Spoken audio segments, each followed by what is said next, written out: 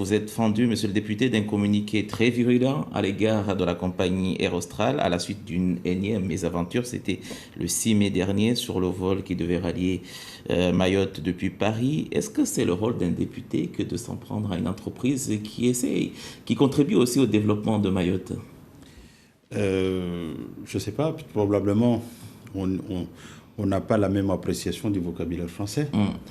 Quand vous dites que je me suis fendu d'un communiqué très violent, je crois n'inversons pas les rôles, ni le positionnement des victimes dans cette affaire. C'est pas Air Austral qui est la victime. La victime, ce sont les quelques 200, un peu plus de 200 passagers qui étaient à bord. Et ce que j'ai dit là, je crois il n'y a rien de contre la compagnie. Air Austral est une compagnie française. Elle participe, comme vous dites, à sa manière au développement de Mayotte. Elle ne le fait pas gratuitement.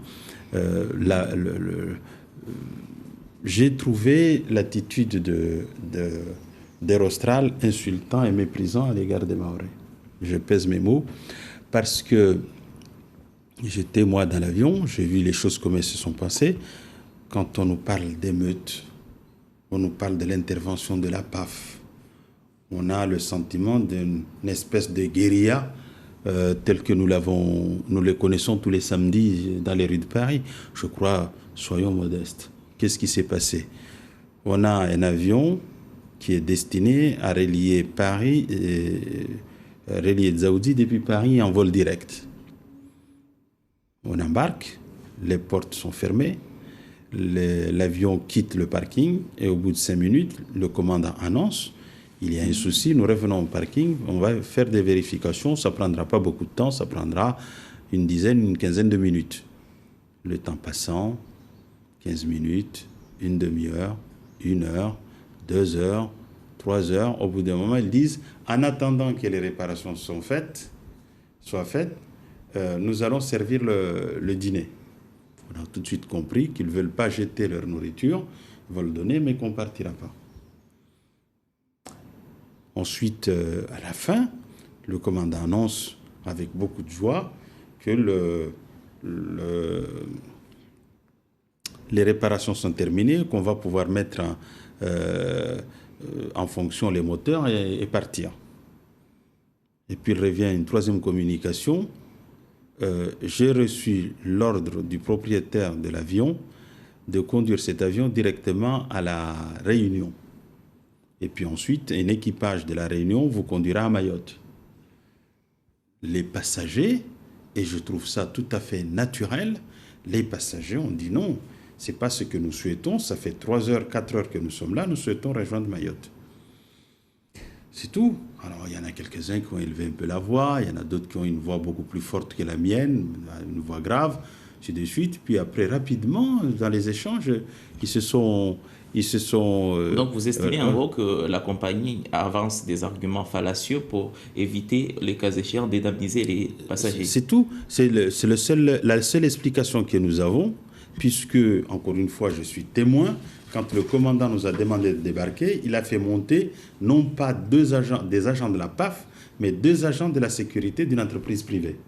Et ensuite, dans le message, il était clair, il dit la police est là, vous allez débarquer tranquillement en sécurité. En gros, il disait, si vous faites du bruit, vous serez... Mais il n'y avait pas la police. La PAF était à l'aérogare, ainsi de suite. Et les gens sont descendus sans rechigner, ils sont revenus monter sans rechigner. Donc, il faut que... donc, c'est ce communiqué-là qui a valu une réplique de ma part en disant n'insultons pas les passagers, n'insultons pas les Mahorais. Les gens qui étaient dans cet avion n'ont fait qu'exprimer un mécontentement légitime et dans des proportions tout à fait acceptables, mais manifestement, notre belle entreprise a un comportement un peu colonial et on n'a pas le droit de protester, de tout sauter quand une décision défavorable vous est prise. C'est ça qu'il faut dénoncer et c'est pour cela que, effectivement, à titre personnel et pour la première fois, j'ai demandé à être indemnisé puisque c'est la réglementation. Et j'ai, dans l'avion, lancé un appel à tous ceux qui se sentent victimes, parce que nous sommes tous victimes, de demander à être réparés, parce que aussi longtemps qu'on dira, nous avons un proverbe ici, on dit Mungu diatsum libao. À chaque fois qu'on dira que Mungu diatsum libao, eux ils perçoivent l'argent et nous appauvrissons. Donc maintenant on ne lui fait plus des prières pour que Mungu am libe. Il faut que c'est elle qui paye notamment des préjudices subis par les passagers. Et donc j'ai proposé, oui, j'ai conseillé aux gens de demander réparation. J'ai dit que je mettais à disposition ma structure technique, notamment ma permanence, pour ceux qui n'ont pas les moyens d'aller directement en ligne, de venir le faire dans ma permanence. Ils seront assistés par mes collaborateurs. Et puis ensuite, on va mettre créer une association qui, désormais, à partir de maintenant, se maintiendra toujours à la disposition des passagers qui seront victimes des vicissitudes de l'Air Austral, à les assister dans leur demande de réparation. Alors, monsieur le député, ça a été l'occasion aussi de rappeler que l'ouverture du ciel mahorais était nécessaire, et notamment par la construction de la piste longue. Est-ce que tous ces points-là sont dans votre proposition de loi programme que vous avez demandé à Annick Girardin de remettre à main propre au président de la République? Est-ce que c'est fait?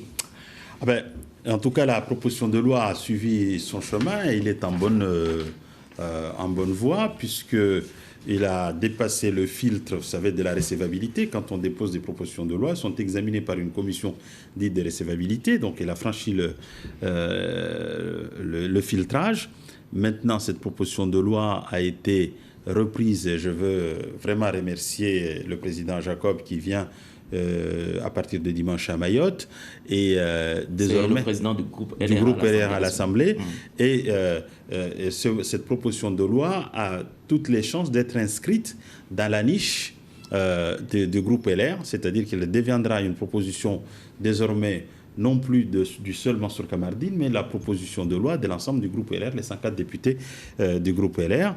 Et donc, c'est un projet qui pourrait très rapidement, je pense au mois de juin, venir en discussion à l'Assemblée en vue de son adoption. Alors, dans cette proposition de loi, cette proposition de loi a, on va dire, 4 chapitres principaux. Les infrastructures, donc la piste longue. Moi, je crois que nous ne pouvons pas parler de développement de Mayotte aussi longtemps qu'on n'aura pas répondu à la question de la piste longue. C'est une condition sine qua non du développement de ce territoire. Dans son développement social, dans son développement économique, dans son développement touristique, nous avons besoin de cette piste longue. Donc, on parle des grandes infrastructures. C'est bien sûr la piste longue, c'est le port pour un troisième quai, ce sont les routes, c'est l'université, c'est les installations sportives. Donc, tous ces sujets que le gouvernement ne souhaite pas entendre parler, et donc moi, je les mets sur la table de façon à ce qu'on en parle.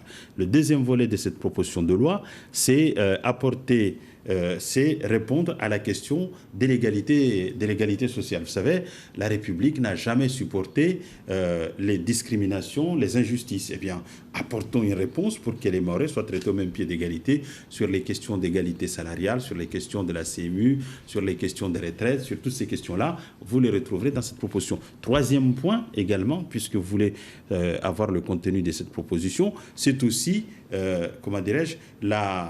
l'amélioration des dotations de l'État envers les collectivités mahoraises. Vous savez que lorsque une commune de métropole ou des autres départements d'outre-mer perçoit 1 euro, la commune mahoraise perçoit 0,30 à 0,50 euros de budget.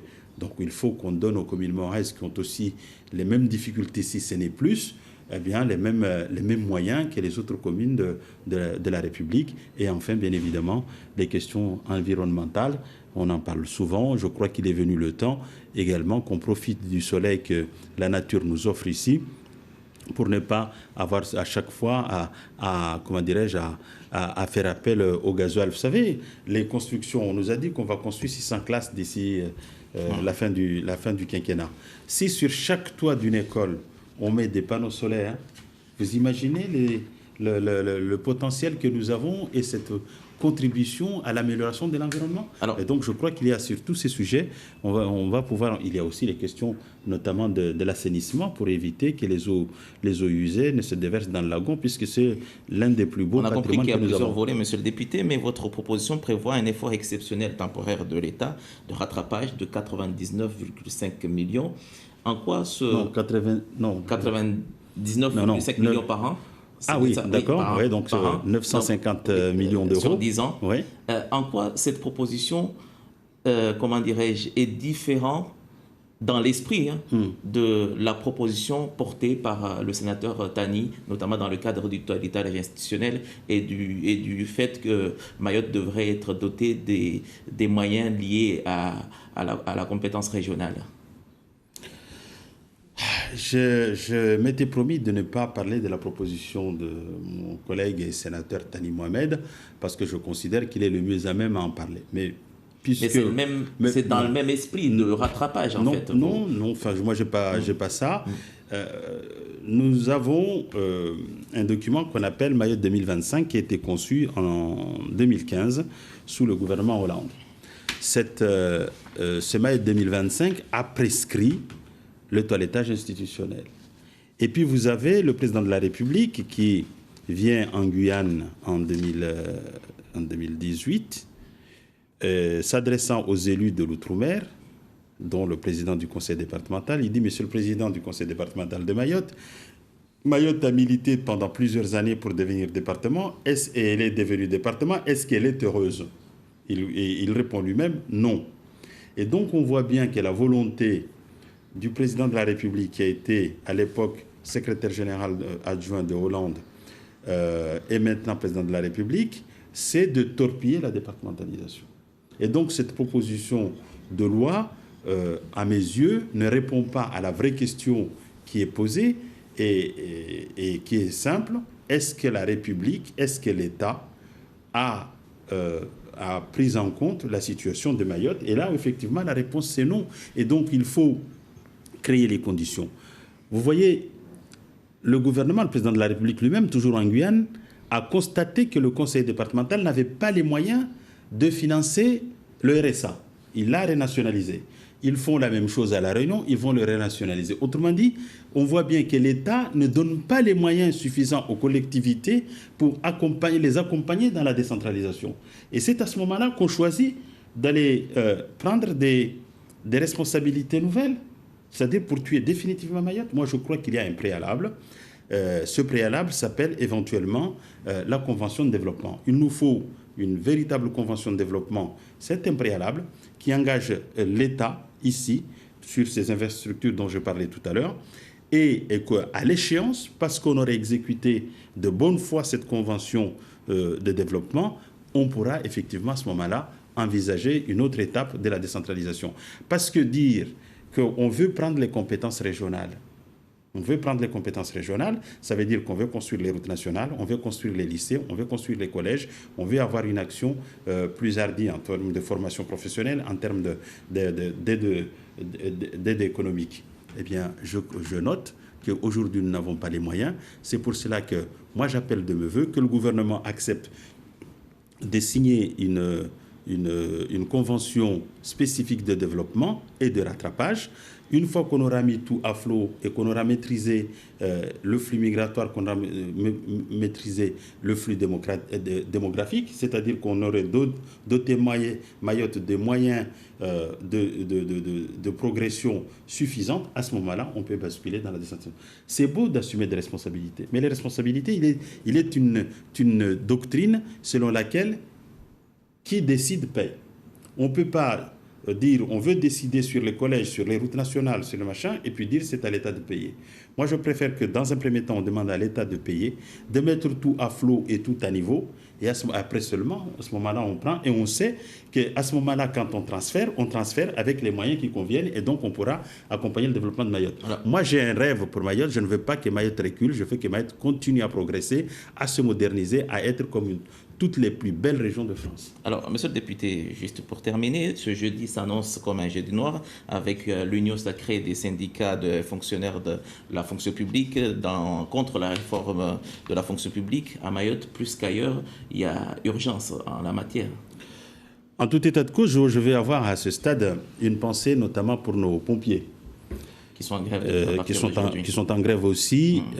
Pourquoi? Parce que les pompiers ont une mission plus singulière, car c'est une mission d'assistance à ceux d'entre nous qui sont en détresse.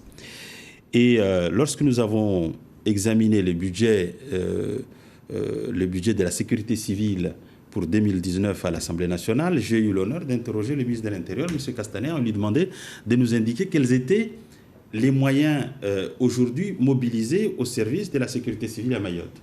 Ce jour-là, le ministre de l'Intérieur n'avait pas avec lui les éléments concernant Mayotte. Voilà plus de 6 mois, j'attends toujours ces éléments-là, je ne les ai pas. Et donc je peux comprendre aujourd'hui pourquoi il ne les avait pas donnés, parce qu'il est conscient que les moyens sont dérisoires, voire inexistants à Mayotte. Donc moi je veux appeler de mes voeux le gouvernement à se mobiliser sur les questions de sécurité civile à Mayotte et de doter nos pompiers des moyens qui conviennent. Je sais que c'est une responsabilité partagée entre le conseil départemental et l'État. Je souhaite simplement que ces deux structures se retrouvent et très rapidement répondent à la détresse de ces populations. S'agissant enfin de la question des fonctions publiques, il faudra voir quelles sont les propositions qui sont faites par les uns par les autres, mais il est clair que la fonction publique ne peut pas rester en l'état et en même temps, elle ne peut pas être faite au seul détriment de ceux qui assument des missions de service public. Merci beaucoup, monsieur le député. Nous retrouverons cet entretien en version mahoraise à 12h20 à la mi-journée. Merci à vous de nous avoir suivis. La suite de